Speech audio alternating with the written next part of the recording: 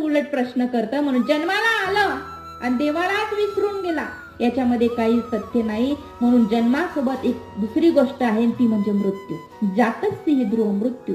आणि मृत्यू का एकदा झाला, पुन्हा जन्माला यायचे. ध्रुवम जन्म मृतस्य, पुन्हा जन्माला यायचं आहे. म्हणून गेलेल्यासाठी अपरिहार्य शोक करू बसू नका. माझ्या श्रीकृष्ण परमात्म्यानं अर्जुनला या श्लोकामध्ये सांगितलं, तस्माद अपरिहार्यर्थे नत्वं शुची तुमरहसी, शोक करू नकोस बालका, कारण आला तो जाणार आहे, गेला तो पुन्हा जन्माला येणार आहे.